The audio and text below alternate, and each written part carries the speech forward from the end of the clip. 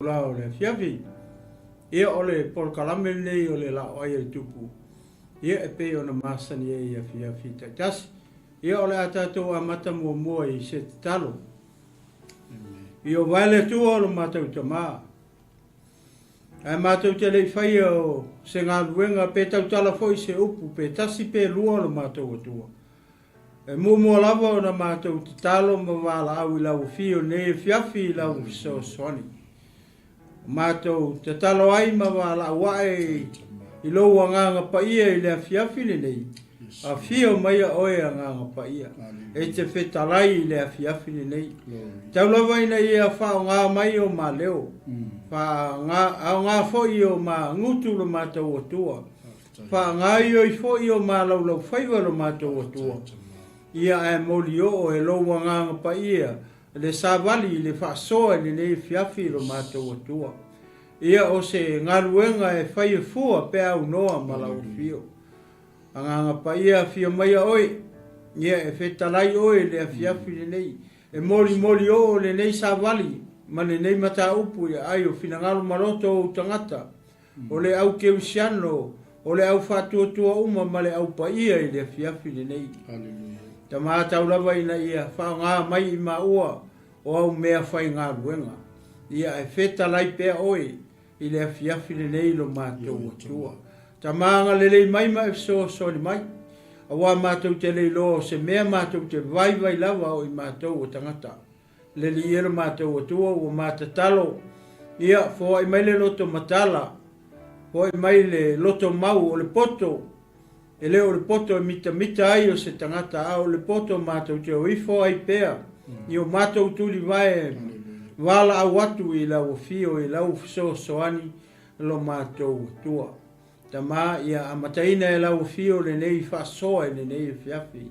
Ama ea ia fo ia tu lava le viinga ma le wha manu I lau fio. A ia tu mau pēle whatawa ia I ma ua o au na. I lau ngoi Yesu o matalo wala au atu ai nei. Amen nei. Ma amen nei. Ma amen nei. Ia, vi ele tu nei fiafi. Fia foi whataro whatu I le whasausaunga ia a Samoa nei tu lao le fiafi. O sa ma o whaingata ma o pa ia Samoa ia o le ale toi o iese ma whamatalanga. E il manatu ma le teritonunga ia o pa ia na mai le vavau ia e o lava I le vavau. Mai pa ia o le tua ia e whapena o na awanga li maisa ma whamatalanga. Ia I le nei tu lao le fiafi ia ma le anganga whaaloalo. Whataro whatu ai lai. Ia I le whasausaunga a sio tātou atunu le nei fiafi ia ma loso I manuia. Ma lo le langi mama ia I le nei tu lao le aso. Whataro whatu ho I le au whai ngā luenga pa ia le tua. Ia o whapena o na whaile le malu. Ia I tuli manu uma o hao te aroa nei. Ia whapeturu inga uma le nei la lolangi. O whea lava o e ngarue ai ma e tala I aile tala lei o le malo le tua. Ia whataro whatu ia te ori tangata o le tua ma lofa le tua nei tu lao le fiafi. Ia malo le on sai. Malo le whatu atoa I le ngā ruenga le tua. Le te talo, maua lo tau soifua, maua la tau tau wha le tua. Au a le tua malona whingalo. Ia whataro watu po tino ke riso, le au paia, ma le au pele, ma le au whatu tua. Ia I le nei tu lao le fiafi. Ia malo le whaitatalo. E le manatu ma le tētonunga, ia o lau te talo. Ia leo lo maua I pea e alo matama whanau o Samoa. Ia le malosi. E whapea na whatino ai nei au nanga le ngata I nei fo ia au nanga. Ia e whapea nā ia le tele ma le anonoa ia au nanga. Ia a alo matama whanau a Samoa. Ia vi le tua nei fiafi. E le whangaloina fo ia wō mapaanga Global Kingdom TV channel. Ia mai se fo o a inga mai la tō fia pea. Ia e tuli mata ia pea le nei Paul Kalame ia fiafi taktasi. Ia o le LAOAI a le tupu. Ia maloso fu manuia, ma lo le langi mama. Ia I nei tu lao le fiafi. Ia ele manatu ma le teritonunga. O le atatu wanga I loa le tātou mata upu. Ia ma le anga whalolo nei fiafi. Ia Samoa ma le au ke usiano. Ia o le naua e sila ane lunga o le screen o le nā ua iai le tātou tala masani e peo na iai i o le LAOAI le tupu. Ia o le tusi nā ua iai lua Samuel matau po sifulu foi upu mua ia e whaangata mai le foi upu e sifulu ma le iwa. Ia o le mata upu e sifulu le lua Samuelu ia leo lo tātou iai pea. O lo tātou iai pea i le taimi le nofo inga tāwita. Mana tua o tāwita o le tupu longa lua leo o Israelu na totofi e le atua. Ia leo ua umara tele ia mata upu ia ma vaenga ia le na mātou whasoa tua i pefo ila o le aso mwareile. Ia lea na ngata mai le whasoa ina ua ami pesa ili e tāwita sesi o le ainga o saulo o tutoe. I se i anga lelei ia ona o Ionatana ia lana wo whapele. Whainga wole re whamatala mene mumua ia Samuelu whapea na whatolu leo na osi whea ngai ngā tama ia. Ia o mātua alma ta upu mua ia ma liu atua ia fwoi ma tupu mua o saulo. A le amatanga o le lua Samuelu. Lea lai whamatala ma tusi mai e fwoi lea e Samuelu po le perfecta. Le taimi na ua tūlai mai tā vita e ma tupu o Israelu. O le tele i o mea lelei. Po ni mea mātango fie hoi le pēr tātou wawa ai. Na whai e tā vita ina ua tūlai mai tā vita e ma tupu.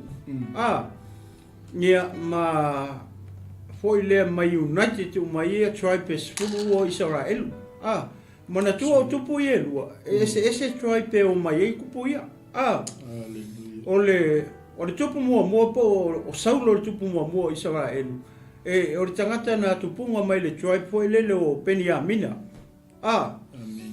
Ia o Tavita na tupunga mai le tribe po Utah. O le Fisili. Foi lea wai. E paua ia o foi leo tribe na fai mo la ua le mea ta o Jerusalema po le Southern Kingdom. Ile taimi lea nga United ia tribe e sfulurua.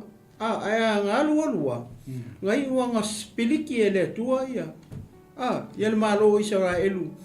Ia foi lea i Kingdom se lua. O le Northern Kingdom ma le Southern Kingdom. Pai mai la tala le fiong pa ia le tua. E se fulu tribe nga o ilunga. Ile nofu. Ai lua tribe nga fai mo la ua la lo le mea le ta o Jerusalema. Nga tribe ala i e lua. Pe o tribe ia le ta o avatu se whamitalanga hoi lea. Lea nga paua i o tribe nga ngongofo i lalo i Jerusalema po le Southern Kingdom. O le Fisili hoi lea. Pe mafua i sea. Pe i sea wala inga whapea. Penga spiliki ele kua le in two kingdoms i al malo Israel el mafuanga. Ele o se me vele nga kupu fua. Pa pe te ia o tupu le ai. O mea ia, o mea uma le tu tonu ele fionga pa ia le tu. Le kaimi ale nga mai le ngu mai o. Nga fa tonu e moseko inga sfululua. E sa wale matai o le choipe kasi. Sfululua la to ina nau. Na tuli e mose o e siasi ngu. A ke o aku le sfululua lea. Ko inga i e sfululua. Po makai o tribe ia. Ai fo i mai ngau fo i mai. E o mai nga. I le mele ia mose mele camp. Ese tala tangata. Ese tala ako e kukusa kala ko inga ko sfulu. A ko inga i e ko lua. Le tupunga mai ai a Peniamina masaita. Ese la ka. O le mafua anga kongu lea. Nga lainga sipiliki e le tua le malo. Inga ua o i le ngu uforfora inga. Mana tua ko a ka o le mea ka o le malo nga o i o. A le taimi lenga ka ikai a kua e le tua i. E mose mai osu. E le ika ua se malo. Oisea. Leanga e le se kupu. O le kupo o Israel lu teminga o Yehova le tua o Israel. Nga eke mau mo Samuel mata upo e walu nga ua manga o la nga o Israel mako inga se mea ka o se kupu. Ngai ka ukala e ngai ia yo wale tu ia Samuel mo fa ku o mai ko inga ma o se kupu ai ka Samuel. Ika Samuel lo ia ka kalo lo Samuel le kua. Ia yo walo la tu tu. Ngale ke mo i upunga yo wale tu inga. Wala ko ku la fo ia kia. Wale ko fi fai kupu ia kia. Ai fai me na fa me no. Ia mai alu la ke fai le mu fa makala la e fa pela winga kupu la. Ya, le ala wa mai no i le kupu lo ngalu le. Pero winga le fa mtalanga ma le mele tau fa mtala tu ile. Pe ai se anga la inga lua tribe la lo i le mea le ka o Southern Kingdom. Le mea le ka o Jerusalem. Mafua mai fia, mafua mai e ora ke minga o mai. E kulia ko e spaile mua mai e se kala ko sfuru e se kala ko lu le ko alua la le e se la kala le nga fai la kala ka ko wo ye tato wo ye e au mai e lo ka ko ku ya ka ko me le ko fo ma ya o fe ka ngisi mo fe ka ngisi mo yo por ko sfuru la ko ai ka nga ka o ka nga ka ako wai e pe ya ka kong se wai wo fala kom fa se la ko kasi se ka ka fai o maulu lunga fa ngawa sa ana ki aba ina bodi le ka ko pe ya ka kong se o punga fa ka ngi se no o kala ko ru le ka ko e fai mo ka ko e mai lo ka ko ko kiki ya ka o e ngu le wori e ko ko kiki ya ka o e ngu ia yo sua mai makalepo o tangata ia ko luang kupunga mai pengi aminga ma saita o kalepo o saita yo sua o e tupunga mai ia le tribe le o pengi aminga ne ala wo mai i le ala mo fa kupu le ko tangata tupunga mai a pengi aminga ia ai kupu mai foi le kupu ele uska ile tua ia le wo wa ba ese le tu ale la wo ku la mai lo la tabita wala yo kanga e le si kupu le ai le si kupu kofi le tu o le kupu nga kofi tanga tai ngoya apingelu nga wa ia ku apingelu ia wa makanga nga sau ia le kai me o ka viko la wa ba ia unga walking out sau kangolo mai le kali o sau le ngoya iso poseta mai lo fa kupu le fe menga o ye ko ai se o ni e la mai me ko o fa le kupu ko lo ye ma o ko la mo le kupu la vela la o ko as ko lo masala ese le ulu o le kupu iso poseta ye le tala bo fa lo so ye o mai ama le ulu o mai i le mele ka vika ivia i he perona Papea la ua ia mimika mai male ule ai mau sarame. Mea mai male lei o vai person no. Ia. Mea ka fia. Ia. No. Mai se me ko. Ia. Ami. Fia le lei foi. Ia lu winga na tato. Ali ia vale. Ia. Papea ai. Kai pe me foi tanga foi kala. Kulong e fia. E wala la ku ka un kala le si se fa mai pe o ia mo so me ele lo la mo kwa ino sia ya o wale la fa ku pu ma senga i le mele ia ku pu le pisa pe mo me le la ku fa le si ai nga ke o la ku e ai ya la ko la fa la ma mo le inga ke wa ai nga ma ka o ko ya ma ai uma o nga ke ala ai wa ke ya se fa mai fo iso le e sen mario le fa finge o ai mai pa mai ma ye lo winga fi le ya nga ka ko ala ko ya ki fi ala ko ai mas ya lela ma fangata mai le sfora ile ina ua sa ile ta vita foi le po ise si ore ai ngo saulo toi se ianga le ai o ngala o yona tan ia le umana ma famtala ai ka unga mai koe ko kasi ala ngā kai ngō ia mefi po seta. Ia, ai e mo enga reka ia mefi po seta. So le se ala ai ngā lai ngofoi. Au le kari o kupu. Maka ukia le mele pas. Sa kaunga mawai aku saulo. Ia o mauku se fale o mea whapenga. Mangku ora kupu a kaulo ora kupu. Ia mangku ora kupu rea. Ngā pule umai mea Israelu. Pule i whangau. Kama makenge. Waku kama i whai whika. E kama mo i lumo kari o kama. Ara kupu mo ke e sol whangua ma pui kupu. Waku kama kengi. Waku e whai umu whapapama. Mo meo pangpopo me sao. Por kai minga ele ia e me pangpopo. Kapea ka koe fu me ko ke whai te mi ele fu. O le wang whai me kengi i sala. Kengi whenga rapu ia whai o. O le mea ngā whai. Amen. E o i whanua ave whangua. E o i manu e ave o mangu. Whai lau sifurua i ave uma. E ke whaalongo le kupu o sea. Le anga e oune le kupu mea uma. O longo whaalawe lawe le. E pule le tupu i mea uma. Kasi ale leo le malo a ko isa e lungar kupu. Usa pe whale kongu kupu. Eoi. Usa pe si se mea lai whai le kupu e whai a. Ai se alanga o i le kupu. E foi le pule le tupu mea uma o le malo. Amen. No le constitution. Ia o mea kaukupe. O whangua o ele. So skoi ngā mea. E kongi la whonga umar kupu e pule le tupu i mea uma.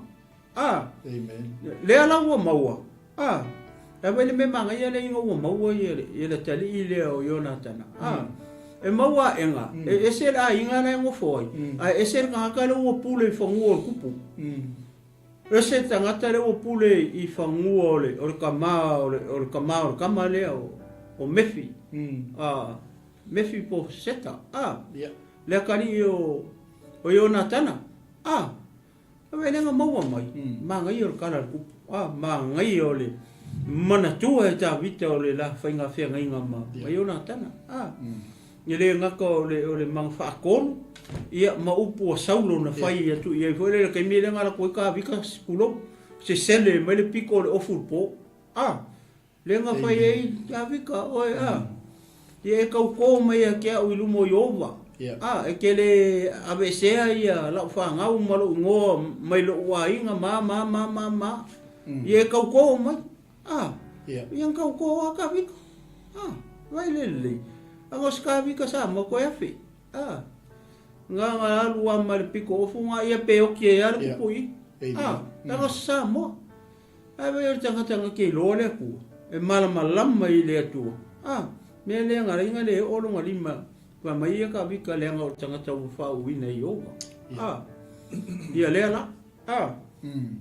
Le la fa iunga la o le mita upo e sfulu iwa le mai e le swale.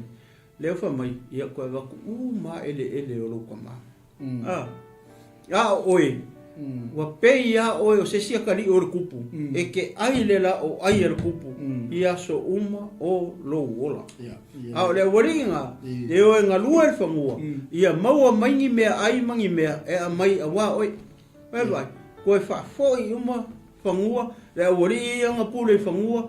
Ia o ifa nga lua el fangua. O a me mau el fangua. A mai e kausi e ia. Amen. Hoi vai le maa ngai ole. Oe. E kere ai lau whale ke ai i. Amen. Lau a maua lau fo i. Ke ngofo ka whauku. Wa ele maa ngai. Ke fie pe a mausong fo ka whalau ai atu. I ka whakaforku. E ke fie mga o i. Pape ngā malme lenga mga o i wha ngau se petaio. O i oange malonga uso. Ai whai kau kongo o le gospel. Wha mai ngā o la uanga o. Ngā o whai a Yesu. Ai whai tau lesi kusi. Wha mai or ki ngā. O le whawhinge malanga wha ngaunga o. O le whawhinge langa laku whai a Yesu. Ia ngofo lesi au kamai lesi au ku. Ngofo lesi au kamai lesi au ku. Pe a e a fio mai lo malo. Wow.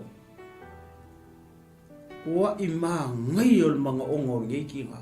o isi kina mai mo mai ngivi o e so mana onga fa pe ngai I lo walo I saufa nau e ke vi manga o e saufa fa o walo I ka ole o Yesu I le la o ai le ari tu ia pe o le me ma ia ia lo fa la pe mai Yesu o mo e o onga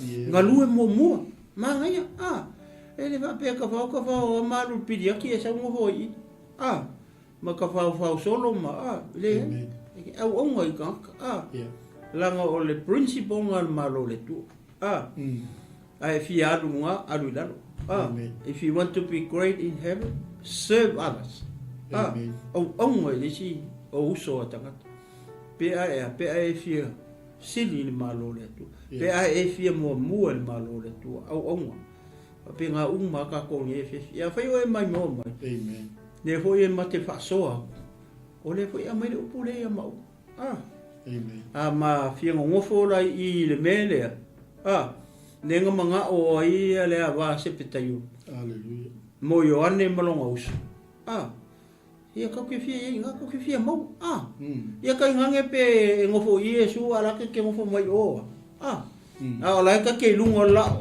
amen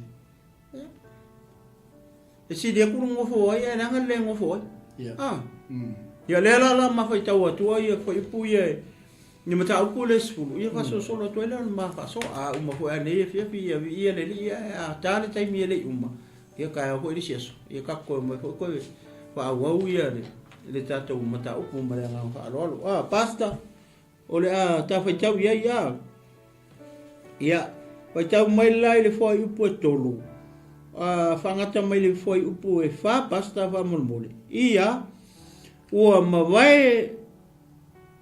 mawai nei mea ona oti leo le tupu o le whanaunga moni ona solo ai ane leo a ngungi lona tari e whai matupu leo ta vita o te angalele atu ia a nuni le atari ona asa e pei ona angalele mai o lona tamai a te au ona auina le ta vita o ana au auna e wha matala loto ia te ia ona o lona tama wo atu au na ta vita ile nu o le whanaunga mo fai atu leo ali o le whanaunga moni ia a nuni lola tōari pate oe ea e ave vita glory hallelujah ina wana au ina mai nisi e wha amtala loto ia te oe e le o lea ea wa au ina mai ai e ta vita wana au auna ia te oe ina ia va ai ila ai ea a nganga iai ma ia wha o mati ai ona po e atu le a nuni au auna ta vita wa tafi patasi ala la tau ava mana se sele ese o la tau ofu I te tonu e pau watu o la tau no fuanga ona au ese atu lea o ia te ila tau ua tau watu ia ta vita ona auina atu lea e ia nisi e whaafitai ia te ila tau awa ua tele lava le ma o ia tangata ua whaiane le tupu no nofo ia I e riko se ia tutupu a tau ava I le tau toi foi mai ai amen ia o le mela le ua tupu wa mai ua mawai atu le melenga whai e ta vita a kikilo ia ta vita ole ma ngaia ia ma le tele ia o mele leina whai e tupu a kikilo ngi le kana le mal mele ukupu e fo le mea makanga le ukupu I le mele o tupu I ole maka mai foi le foi pu mua lu ma le tolu ole fa mai ua oki ia le tupu o mo api o longa e ngoa o na asa a makua mo api e a inga hoi mai Israelu a moni o cousins fo I Israelu o a moni ma mo api na tupunga mai o whanga ua loka ia kangaka ia e maka kua loka o le akali o le uso a pele a morenga saunga mai amen ia le tama leo o lota o apere amu le whanga ua ia Isaako whainga whanaua ia kopo. Le tupunga mai e Israelu. Le kupunga mai tangata ia le kupu leo ka vika. O maua mai. O tangata ia mai o tangata Amoni. O le whangau o loka. Ai ka kirikilo la ia. E hainga lei. They are cousins. E kau songa umara ori ia. Kako waila le mele kako vai e kui le kaimingi o ia tunu o Arapi. Ma Middle East. Ko wala kau. Lai kau kaimingi. Ai ole winga lo whamatanga. E le whako a kau le. Ngā kau mai a ngomuaka mai. Le o mai a rasongi lai kau. E longa mafuanga. Ole tatu le o lona mafuanga uai mamao ma umingu whamakala. Ya kikilo ye. O le fa mai o kiri kupu o Amoni. Ai vai le fa matala o kusinga le kala. Mo fa mai lo le o kavika. E fia nga le leila le kali o kupu le wo. Asian me wala mga kavika nga le lei le kali o ya angungi le ngo le kali o na asa. Ana mangingo kongui. Fa mai ya. E mga oanga le lei le tali o na asa. Le anga le lei mua mai nga asa ia tawi. Le ala wo kilo. Le ala mga okavika. E fai se mele lei. Fai se mele lei ma le kali o skupu leo mariu. O le ale mele nga fai okavika i. Ngai a winga i anga au ngai a. E wha ma fanga. O le winga leo le mea na laina na au wina e. Ia tā vita na au nai o. I le o Amoni. Ngā o e wha amawhangawhanga la le kari o kupu. Le kangaka le ngo ia angungi. Ai sea. O sian me ua whai e tā vita le mea. Leanga le wha mai le kala. Ma kuskusinga al perfect. Wha mai leanga sāanga le lei mai le kamalea. Sanga lelei mai ka maor ka maleo angungi o longa ingoa o na asa ia ka vika wai vai le mafau fau tangata ile loto le nei tangata o tavita o le kangaka e kumu le meo le loko alofa ia lo o kangaka e loko alofa vai le wo ia wakako ia we vi ngau me siria ngau o mai le o skoinga ia Nor ko e pole fo e ko pepe a wale ave isisi. Ko pepe. E si nga walking ai ya. O ma ko kai me ko Iyo. Ele se me ala. Ele se me ala. Ya la sa o menga mem ko kikele ke nga sa o. Ya ka o le e ko ma marcela o ka la le ai ngani. Winga pa pena me le ko e ko. O le aka fo le lo o ave fa ma fa. Aku meningi kai mi man mere ko ke fai kai mi a maliu se avesi e ka o ko ele lofa alu fai nga lotu io alu fai nga loku ia me fa penga o ka kalo po a me upu fa ma fanga amen e fa ma fanga ia le loko ma fakia o ngor ki nga mere ko loki ye o mai ata to e ngo fa mo ki kilo mai po ia la ko fa ma fanga o e ka la ko so ran pusa pa yo loki pe fa pena ai vai lá no meio o cupu esse mal makanga no meio o cupu o le wa winga ko ka vikanga o ngo ko fa ma fanga la i tangata le e ngo ia angungi le kali o cupu le wo sole ai fo lo tangata lo ele o angungi la ma fu ele me o kanga ka o amon le wo i fo fa i sole Wole mafau kele ia ka vika ia o. Ele apa kanga o ka vika ia o. O kanga o mai. O ngai o mai ia. Ngai o mai e spaile ngu. E o mai e maka ngu. E ise kaimira mo winga o sofa ia ka vika ia ka ko. O upu ia. O upu ia nga fai e tangata o le nui ia angungi. Ua vaila ne mele o fai e tangata I au nga a ka vika. O ka se makanga. Fa ko kiki fa pele mele le fai I. Ma le mea nga panu le fai. Pe ka fe lolo nga pat. Wa nga o nga palu o ka vika. Oi a inga maranga ka vika iko o sei. Ia o lo tangata. Ala mele. Le wo fai. So le makaukia. Sia pasta ia ko kuia la sunga. Ke fa makala e po la me le wo im kwa makanga kele. Pe ka ke fa makala fa ka. Ai ka kele yo ola ilva nga le Leatinuu. Fa funga me tatu ai nga le fia. Sei o ki koe fia mani ke le mele sa mua I le anga le lei o tāwita. Le whako aka pungi me am tau poe I wale nga whaasoa I ia au na le atua le sparili. Ai ka kala menu tau poe se fu. Le alawa e whaau wale anga le lei o tāwita I le a inga oi. Glory. Le a inga o le tupu le uma vai atu. Wai le anga o le anga sau wha I tangata o methi posata. Le LAOAI le tupu, tau sami LAOAI le tupu. Tala noa ma le tupu LAOAI le tupu. Ai a maka manu ka poe sefulu o lea lava e whaau lea ma le lei o tāwita le a inga o le. Awa ese po le a inga nga? O le a inga a moni? Ia mantu e a inga. Ia mapua e cousins? E whapenga umare soifuanga ma le o langa le tātou te ia. Au whafonga mai fo tātou a inga I le fiasi.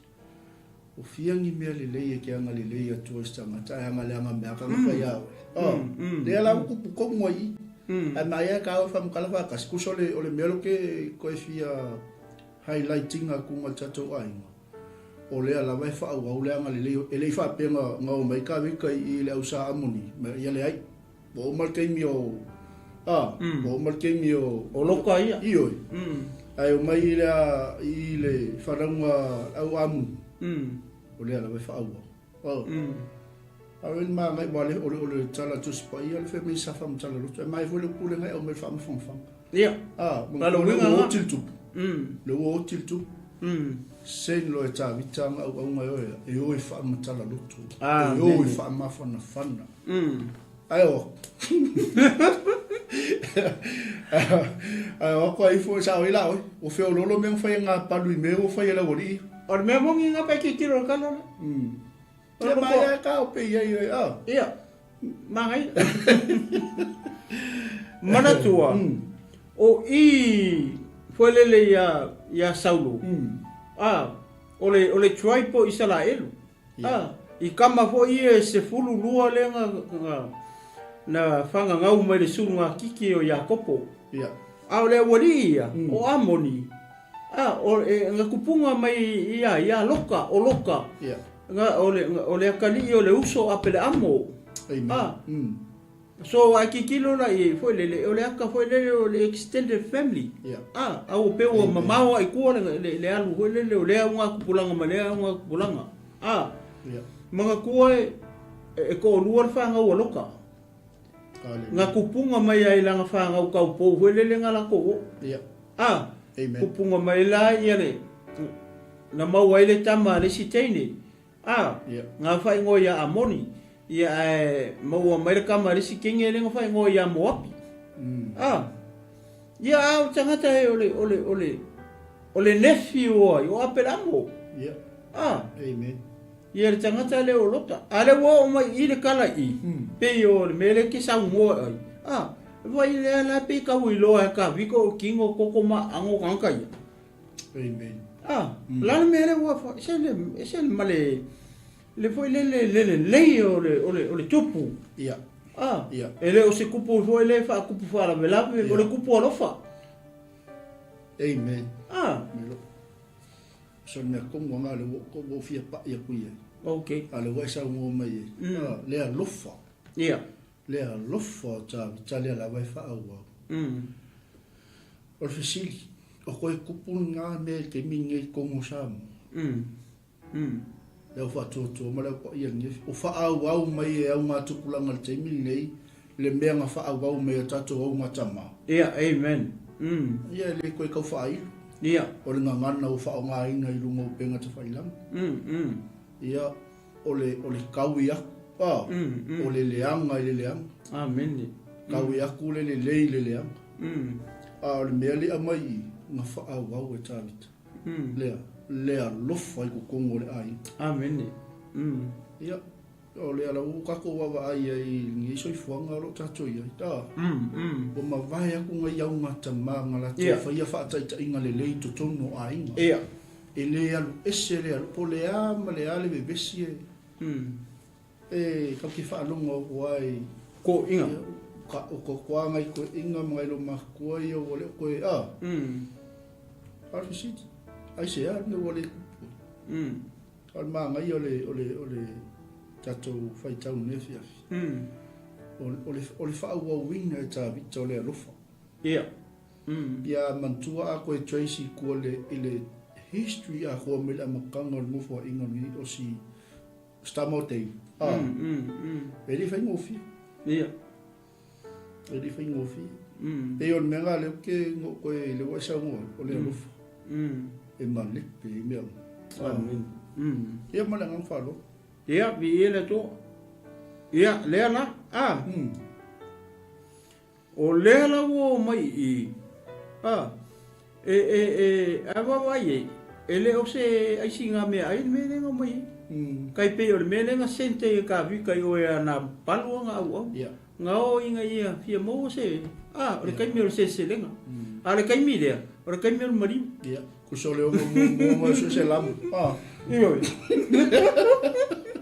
Mas se pa mu o le samonga moni la o le kai me fuaka o le kai me se lenga la wo lo le ka vi ko lo nga la me lenga sente ka vi ko fia mo spasi me o spasi ma mo po se me fa penga po se pusa apa po se me ale mela le wa tu I different ese o le mele wa tu I le wa ko o le o mariu ka I o le ainga amen o le ala o ko le o ko va ku le fa ma fa nga mangi upo fa malosi e pe fa kai inga ia po se leo ia po se loku o le fa nga loku le fia fil mariu me va pe e mo moli ku ai upo ho I e fa ma fa nga ia au lo fa ku ia le le angungi ma langa o ia le ka ma I le lo pinyo nga uso ke le lo por kai mi le son ko rua pe le o me nga le tau le usa moni ngoinga tala le ngoi ia lo nai ia vi le tu e mai ala ka o se I tangora o tata ia mai ona pupu e atu le a nuni au na ta vita ua tafi fa ai tu tasi ala tau ava.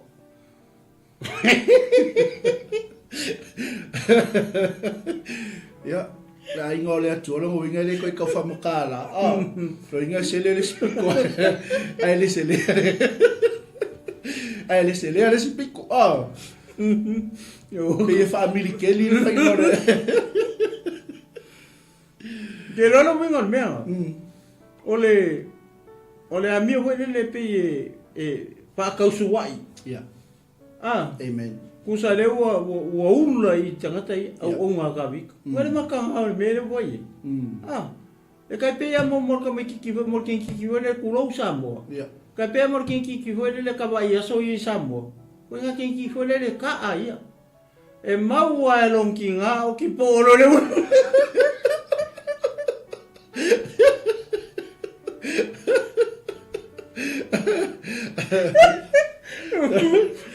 Ai ku se le o ki po o fa mama o ki fa pule. Esa uma. E me ale mo no ka. Ve se nga o ki va pero ko nga o ki nga le o ki a para uri. Ia. O ki va makanga. O ki fa makanga. O ki va Kusa laka e mga po I kalimaki. Lua masinga le koe o kalimaki ki le ulo. E kero. E mai ngaka. E mai ngaka mea nga. A fai wala e mai mua mei. Ne fifi a pe nga o ki va pe lo ki ngalo uru ya sele. Ia papai le lo tu no le tu le. E mafu anga langa o ki ngale upa. Le o fia sa ngi si lo fia fa ngumi le ulu. Lo me kai po alo ulu I masinga o mai sano. mai mana se sele ese o latou ofu I totonu e pau atu I o latou nofuanga ona au ese atu le ona au ese atu le e ia ia te I latou o le ko inga pa inga rengo fai of me nga rengo fai ko e maia ka o fa kasi fa mukala le anga le me au sa muni le fai au na ta vita ai mana tu o le wo fa au tu le anga le o ta vita le ia ala me le wo ka wi ma fa so le mai se le pico kasi pa fa pe ngi kengi io me mo le o ia ko mai foi ese ai sala elu ese sa moni so le confio lai ale ala fai mai lisi me ala wa ngai ngo fai ya mai mana se sele ese o latou ofu I totonu ya ai pa se ngange oe sa moa me se la ingo le tu pa mai fea e pau atu I o latou nofuanga ona au ese atu le e ia te I latou we vai le basta fai tau me pa petania pa mori pe fa vike mo ia e ka o pa fai ngo fienka pa makala me wa fa makala ya u ia ia kusa la wa o mo me foi le la wa la kumare o fu ala ri uma lo ngo foi ma vai ia on mo ko makanga nga me moni love moni love ka mo e kumare apa ya kai pe ma sa mo ngale o va le ka ole I la so la sang fia ko la o ki po lo mo ko le vai la e le o ki se lo o ki se pe ole ka kare kari me o kinga le uru my fa Britania therefore he took David's servants, shaved off half of their beards, cut off their garments in the middle, and their buttocks, and sent them away. They cut their garments. Ale pa mai se sele nga kai foi ia ora to no fonga ela ko ngo fonga or mo ko makanga ko silia kuleanga ngai lo me pa lu nang fa pa umarola ya ko kuri o ngala o kama pero o no si lima le amale wa afa ya ai ko si lima ko ai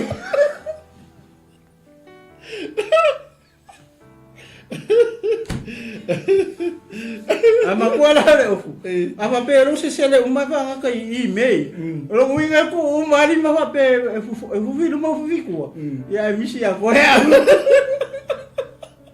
o se wole lo ko fe me ko ni ba yo so le wo la lo ni ma lo mi si a ko ya ma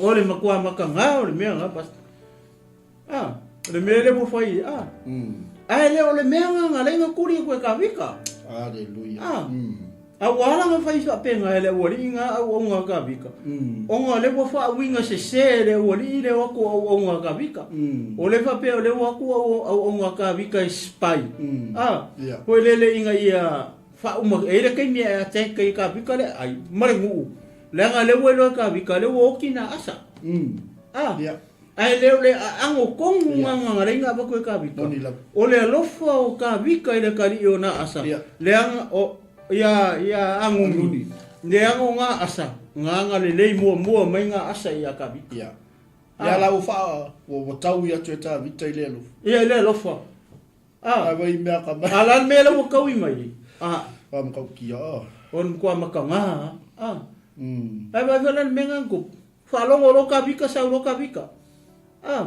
sa lo ka vika fa ka ya ile wori o le kana na ka vika le nga fa ye ia ko wa fero I folo ngai fia ia rico ko ke ngo foi se ia ko kupu ko ava ma mau ko ia ko mai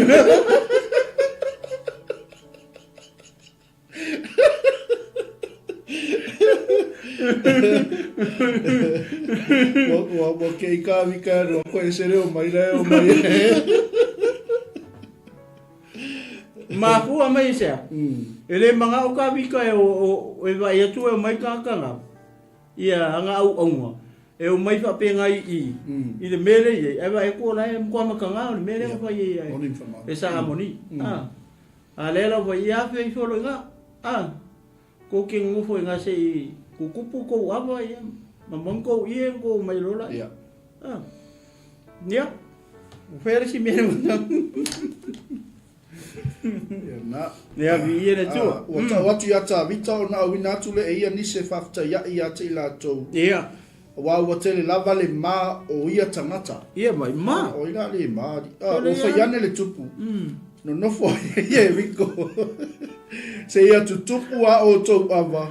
I le tau fo I mai iai. Ia ngala wa iai ia ta whaso solo no tatai. Ia oi loe whanaunga a moni wa inusia I la tau e ta vita. Ona wina atu lea e whanaunga a moni e whaa suria oi pete suria oi sopa. O tangata e luas fulu afe o au e sa vali. Ma tangata o le tupu o ma aka e tasi le afe. Ma tangata o I se topa e se fulu afe ma fe lua. Wala e ta vita. Ona wina atu lea e ia yoapo ato ma au o e fita. Wo ane fo I whanaunga a moni ma tofi le taua I le whai toa le ai. A o suria ma sopa, ma reopo, ma tangata I se topa, ma aka ua nufu hese I la tau le mau. Ua I loa I apo ua whaasanga mai le taua I a te ia I luma matua. Ona filifili ai lea ia o e o fita uma Israelu. Ua ia tofia fo I la tau ia whaafsanga I masuria. A oe ua tutoe le nuu, ua ia tu watu I la tau I le pule alona uso apisai, ina ia tō fia I la tau e ia whaafsanga I marwhanaunga a moni. O na whai atu lea o ia, a whai e malo maisu ria ia te au, e te whesoso ni mai ia te au, ai a whai e malo mai le whanaunga a moni ia te oe, o na oalu atu lea e whesoso ni ia te oe, ia e wha malosi, ma ia tātou whamalolosi mō lo tātou nuu, ma ai a lo tātou atua, a ia whaia I ova le mea e whina ngalo I ai o ia. Ia, o le mea le lewa tupu. Lewa kupu o le mea. O le mea lewa kupu I le mea lea.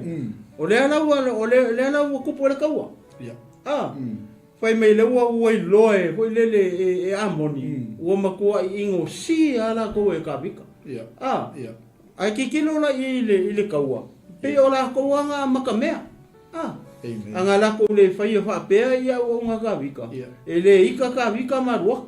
A vai leu wheo I solu. O I tangata I lenga o iei. O kanga ka suria. O aku I suria ngofo I lea mea. O aku I suria ngofo I lea mea. O aku I suria ngofo I lea mea. A mankua suria. E leo se stripe o ele kau mele ngafo suria I le wari ia. A o a moni. E kau mai longa ngafa I a Israel.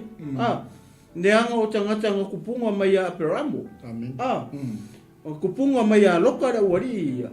A o loka. O le akari o le uso a Peramo. Ia o tangata ia le kupunga koe kāwika. Ia kupunga mai a Isaako. Ia kopo ma. Ma le tribe le Utah. Ai vai le me le lau whewha iso le e a wao mai kaua.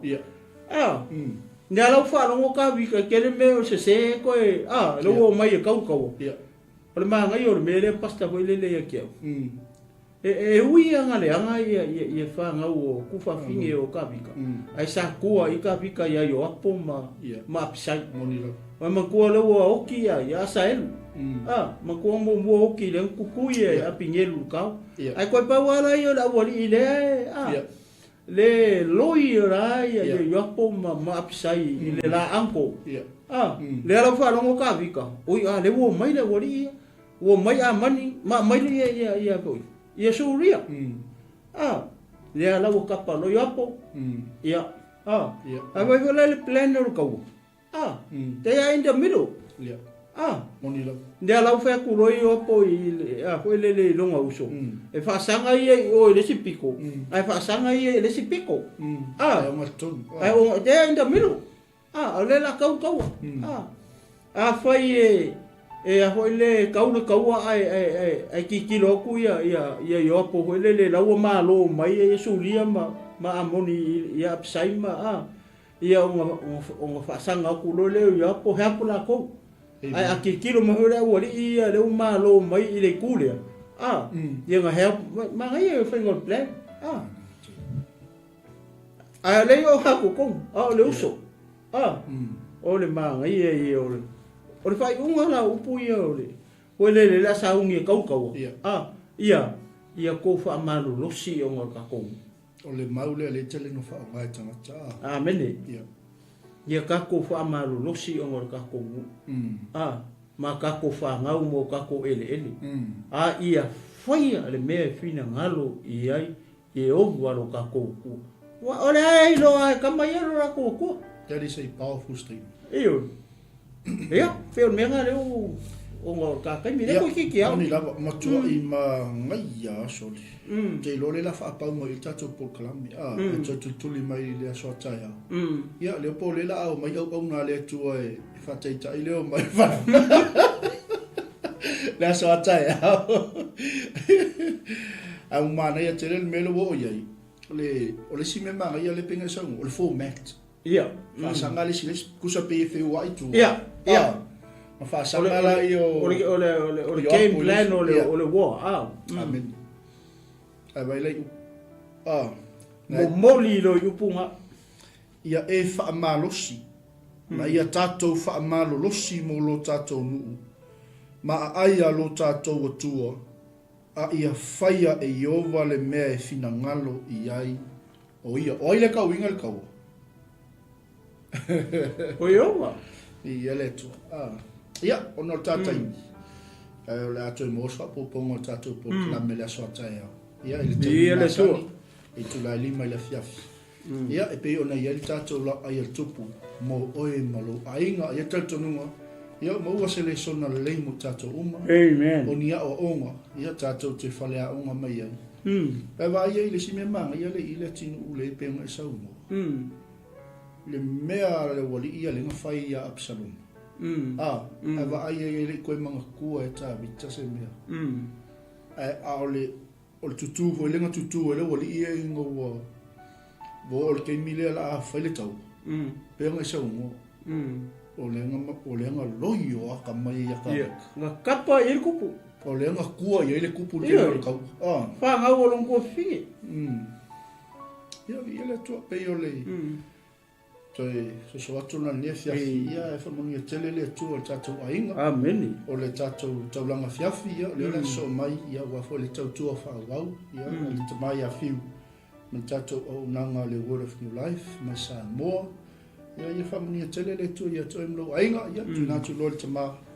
Ia awale whamai ainga o tatou po kalami ma le ngau wharoat. Ia ia le tua nei fiafi. Ia tai tonu a tele mau onga le nei tala pe ma tau whai hoi le pam tala atu ia mo tatou uma ia o ai te anga lei ai anga lei pe o ai ta mai a oi ia pe ona tatou whanongolongo tala nei kele mau onga le ia tu e whamanatu mai hoi le mo kako uma ia le wai le ia sisi perfect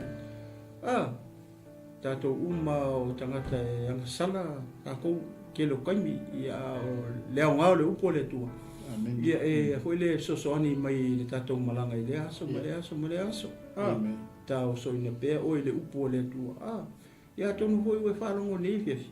Ia peke aka mai hoi. Ia o la isia o onga mo oe. Amen. Ni ala le upo le tua ne fiafi. Ia ele te tonu o le whangata mai I. Amen. Toi mau se si so onga tatou mta upo le tai o le koi kiki a uma. Ia o kako whaso solo tu ele le mata upo su kasi ma. Hallelujah. Ia o le a whangata mai I le tatou porkalame nei fiafi. Le tatou whai use te talo. Ia, I o mai le tua o le matou tama. Ua mai e nei le ngā ruenga le ato toa ai ma ua o una le matou tua. Ai whaftai tama, whaftai anga pa ia nei fiafi lau so soani. Ana se aloa ia loa nganga pa ia se manua matou te lei loa o se mea. ai whaftai anga pa ia o no lau so soni leo mato whalongo ia maua foi se o onga mo i mato uma ne fiafi e mai se tino ke wiso male au whatua tua le au pa ia male au pele ia ile nei tu lau le fiafi tamau ma talo ia ruatu male mana la upu ne fiafi lawe ina se nganga mo lo malo ia e wha sili nai ona wha malo sia o le tino ke wiso se upu o mata utala ia ule tusa malo fina ngalo malau wha fonga tama ia wha mangalo mai ma ua o auna ia fo yatu me uma i lau fio nei fiafi ia wha manuia fo i le sunga le i ule pasta maiki ia maiso nei o unanga manuia fo i le Global Kingdom TV channel ia mana po kalame o nei fiafi ia manei fo yaso talo tama ia whamanuia foi lau au whai ngā ruenga ia o whapenao na tā pena mai a mese foi nisi wa foi atu i maota malawa nei fiata ma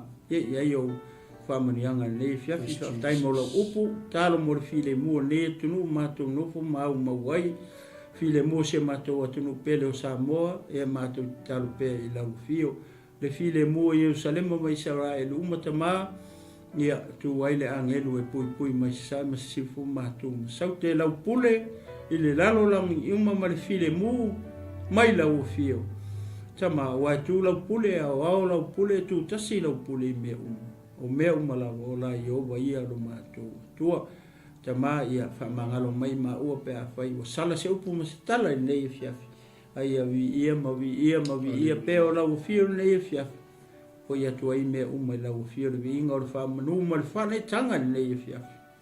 I lau ngoi Jesu o ma talo wa lau tōni. Amen. Amen. Ia vi ia le tua nei e fiafi mai a teo. Nei, Leatinuu ma lo Mafulu, pa pe fori sunga ia pasta Bureta, ma te whatu Samoa. Ili nei tu lau le fiafi, tau whasoi fua Samoa.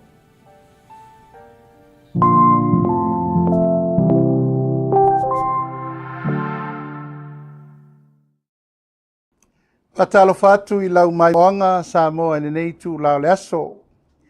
Io pa ia whale tala le lei, io mamalu whale tunu, tainane o mamalu whale malo. Au le nei wha manuianga e wha singo tonu lava i le nei whala popotonga po le nei company fau ua whatuina e tau o le 𝚟𝚑𝚙𝚎𝚘. Ona ua iai le wha moe lātou te tāpena ina, tulanga uma mo wha moenga o tangata mai moa.